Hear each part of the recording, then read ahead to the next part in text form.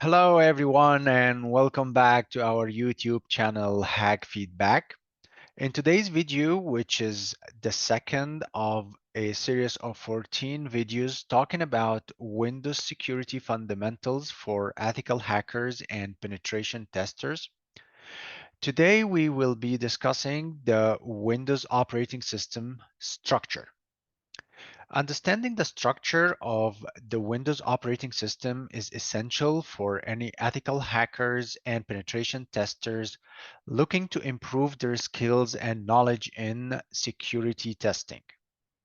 By understanding the fundamental concepts of how the operating system is organized, you will be better equipped to identify potential vulnerabilities and weaknesses in a system.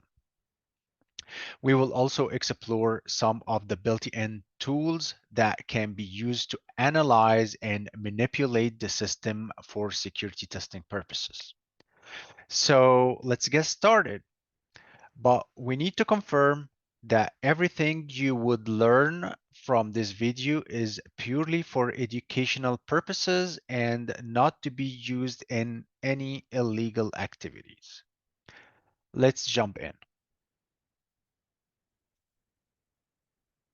So in lesson 2, we will be talking about the operating system structure. Windows is organized in a hierarchical directory structure. With each directory, it contains files and subdirectories that serve a specific purpose. The highest level of the directory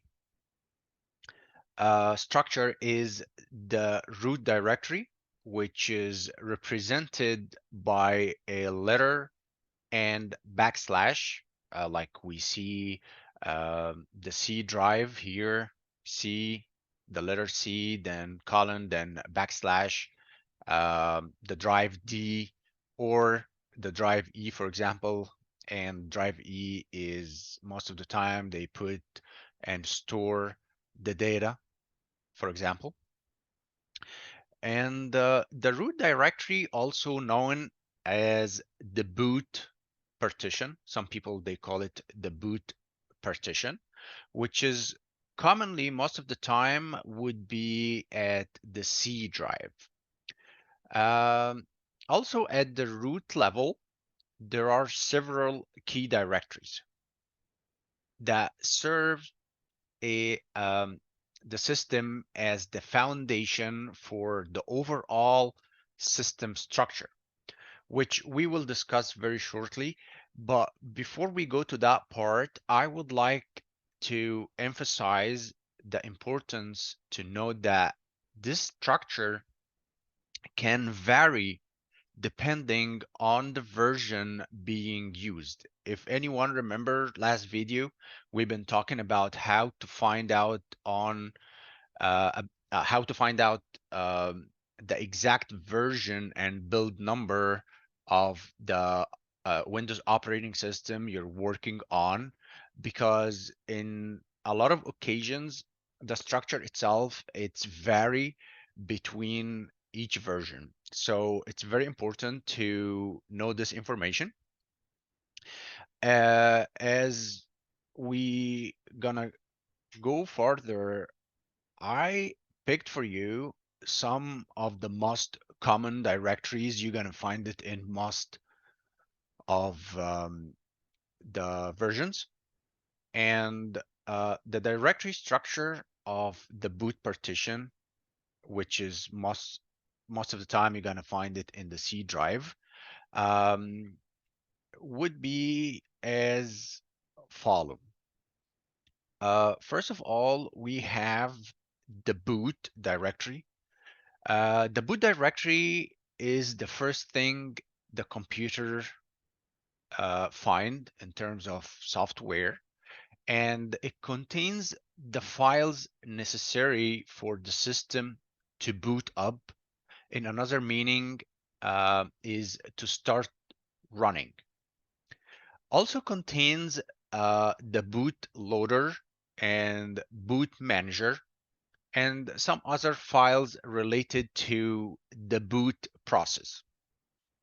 The bootloader is a program that loads the operating system into memory and initiate the boot process itself. The boot manager is a component of the Windows boot manager that controls the boot process and provides a menu of boot options, um, allowing the user to choose which operating system to load if multiple operating systems are installed on the same system. Um, Very important note here is a compromised bootloader or other files in the boot directory can result that the system will fail to start up, or if it managed to start up, it will become unstable.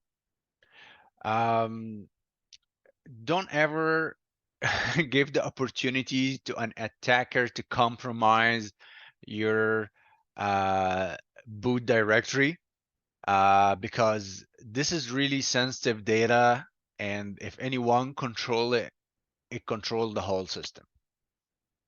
The second thing we will expose today will be the Windows directory. And the Windows directory, it, it's also one of the most important directories we have. It contains the core files of the operating system. Also contains a wide variety of files and subdirectories, including the Windows kernel and system configuration files, as well as device drivers itself. And it has also some essential system files. And we can call the Windows directory is the heart of the operating system. And it's very essential for the proper functioning of the whole system as a unit.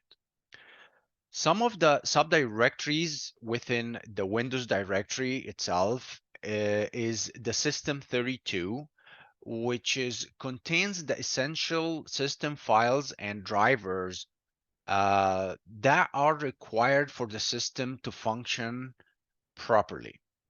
The drivers, which is the device drivers that allow the system to communicate with the hardware components, such as printers, graphics, graphics cards, or the network adapters. The system contains the system configuration files, as well as I mentioned, and libraries that are used by the operating system.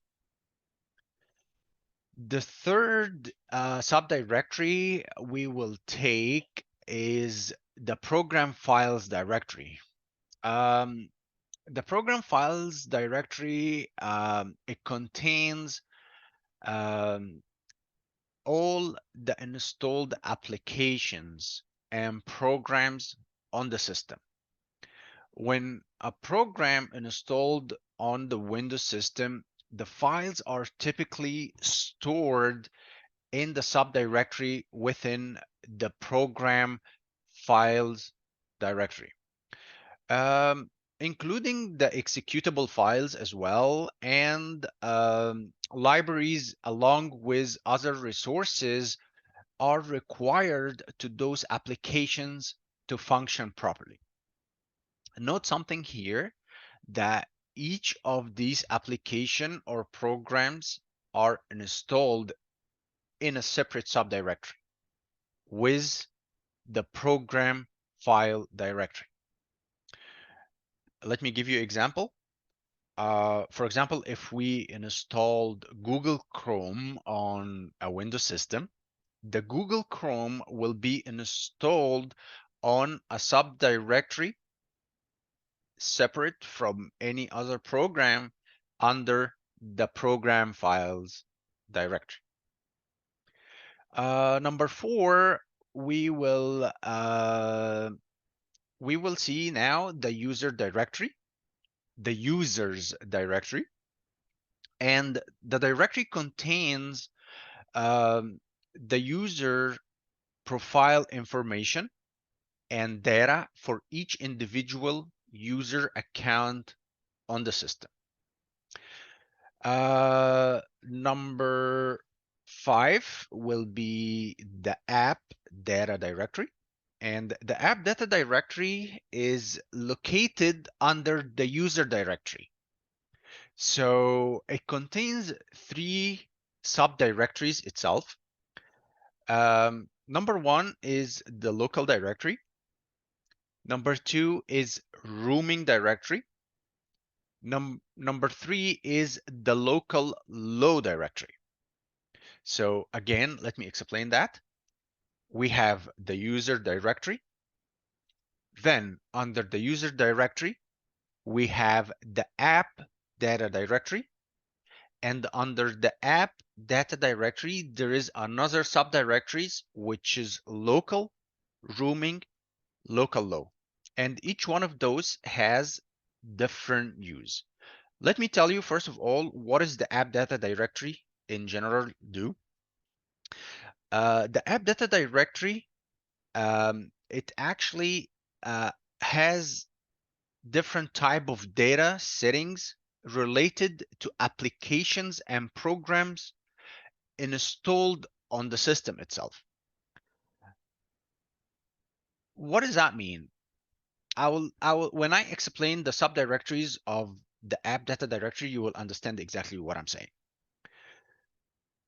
The first one is the local directory, and this contains application specific data that is stored locally on the user computer. It's specific for that device. This data may include temporary files or cached data and some other application specific to that device and is not meant to be synced across multiple devices, which is the opposite of the second directory, which is the rooming. The rooming is the subdirectory contains data that is meant to be synced across multiple devices. So it's the opposite of the local directory. The local directory have the data especially for that device. The rooming is the data that device need to share across multiple devices, and this data is for specific for some application settings and preferences. The user need it if they open the same application on another devices, because some applications is shared between multiple devices on the same user account. The third one, which is the local low. The local low carrying the data for some applications, and this application is not that trustworthy, basically. We consider it to be like the type of application using that directory is we call it low in security and it's high in security risk. And for example, there is actually the plugins for a browser, because if you, for example, using um, Firefox for ethical hacking, a lot of people using Firefox because it has a lot of plugins you can include in your browser to extract data from the websites you're visiting. And those extensions or plugins sometimes is not very trustworthy in terms of the Windows operating system. So they gave the local low directory to deal with this kind of applications on the system, to not get very involved and very deep, exposing more data on the operating system, such as the local directory I just mentioned or the roaming. So this is a little bit tricky because the app data directory, it's it's the brain of how the operating system manage dealing with another applications. Some applications are very important to the device. They put it on the local.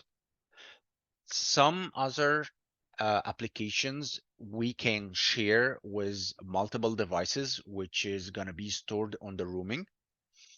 Some others is not that trustworthy. We will put it or deal with it from the local low. Very important note that the app data directory may be hidden by default. So it may be necessary to enable the show hidden files and folders on the operating system to start actually see it in the Windows Explorer menu or to access it. Um, we have also another subdirectory, which is the system volume directory. The system volume directory contains information related to system store point and system related data. It is usually hidden as well from the user by default.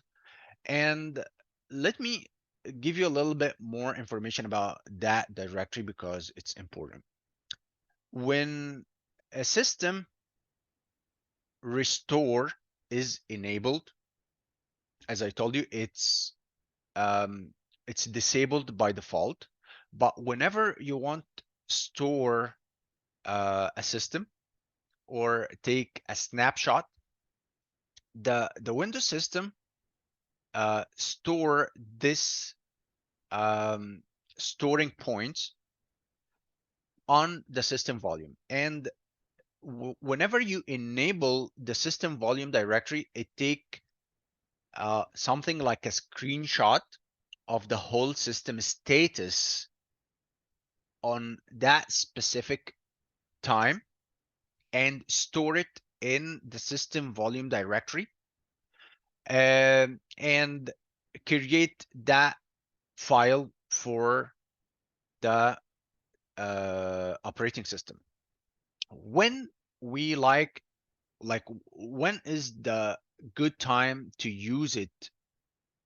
Um, we use it actually when the operating system has a major failure, so we can recall that storing point from the system volume directory in order to recall it back.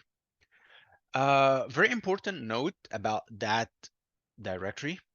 It is it use strict permissions and is not easily to be accessible by users, and access to this directory is very restricted to certain system processes. Like not any processes in the system can just go and access that system, and also is it restricted for users, and you cannot do anything with that directory without administrative privileges.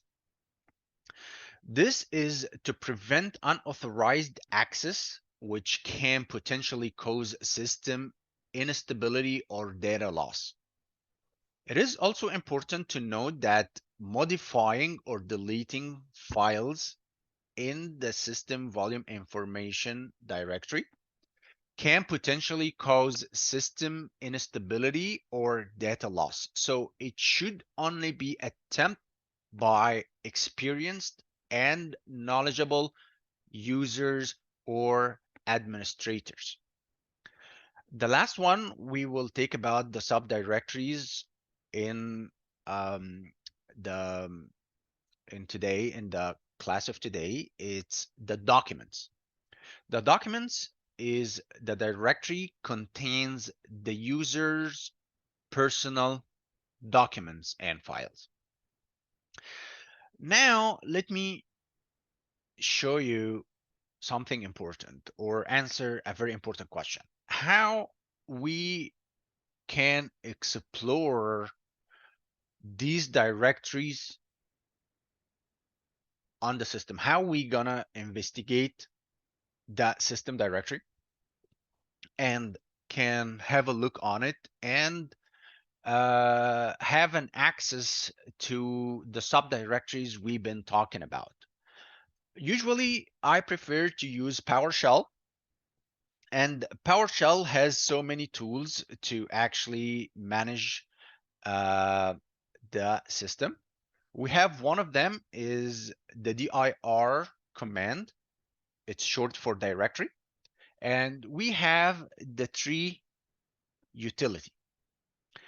Um, if we want actually to explore, we can open the PowerShell from the Explorer menu, and we can simply type PowerShell, and there we go. We have PowerShell here.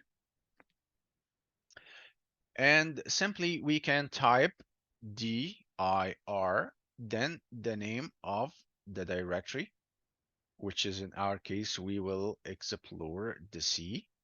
Then we put colon and backslash and press enter.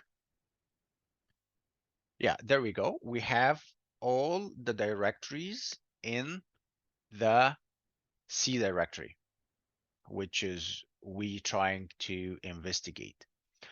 But it gives us actually like overview about the content. It's not like a deep dive like what we're gonna use now on um, the tree utility. Tree utility gives us actually like open all these directories and show us the sub files and subfolders within those directory like I'm gonna show you now. Simply we gonna type tree and the C directory colon and backslash and we can press enter. There we go. You see, now it takes time because it actually expose all the sub files and subdirectories within the boot partition. That's why it takes longer. And I have a lot of things in my boot partition. So it's loading everything like you see, everything, all the applications, all the software, everything on the system. Yeah, there we go. And it just stopped. We can actually like see here, like we have like root. Root is coming actually from examples. Examples is coming from web apps. Web apps is coming from Tomcat.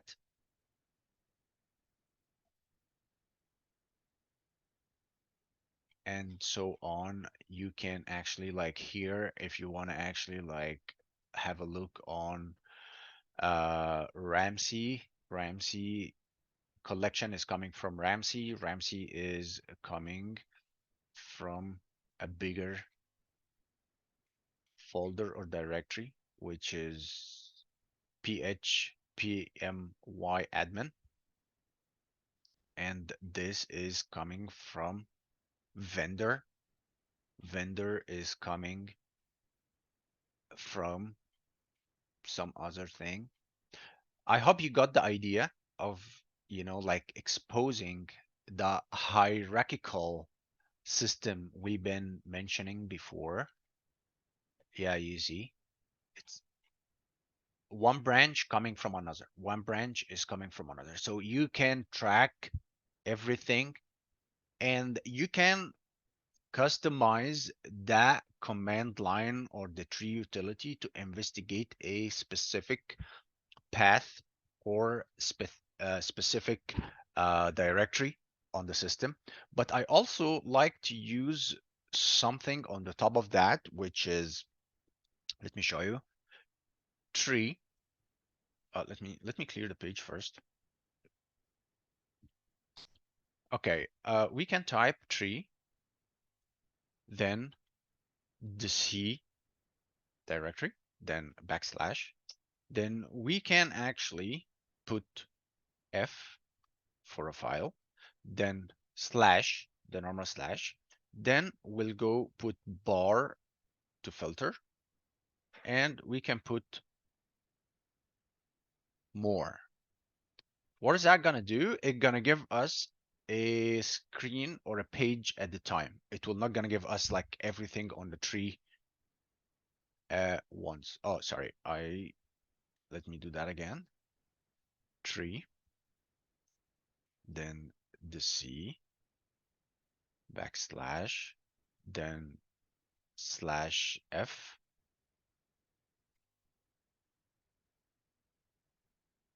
bar, then more.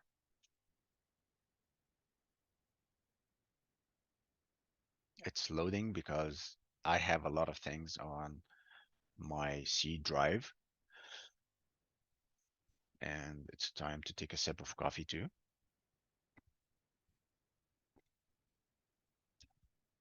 And I will tell you why I like to do that command with more. Okay, there we go. Now, when we use the more option, it give us like, it's more organized in a way where you can actually scroll down on the screen. It doesn't give you everything at once, then you can go up and take it back. No, you can actually simply press enter. And whenever you press enter, it gives you more of the content of the file. So you can track more things. And whenever you find something interested, you can stop at, because sometimes when you're investigating a big directory on a company, on a big company, you have like, I'm a poor guy, have like 1 terabyte on my directory, but in some cases you're gonna have a lot. And when I mean a lot, it's a lot. So it's better to use the more options when you go in that kind of tedious searching job. You need to be more organized and to not get yourself overwhelmed very quickly. And I learned that by trying. So you see, like for example, driver, DCH, then offline, everything gonna give us different, you see, you can actually like investigate, and whenever you want to stop at something, you can. Uh, I think that's it for the lesson of today, lesson 2 of um, Windows security for ethical hackers and penetration testers. Thank you so much for watching the video, and I hope you enjoyed the video, and see you in the next video to dig a little bit deeper to understand the fundamentals of the most commonly used operating system on the planet. Don't forget to like, share, and subscribe to stay tuned, and see you.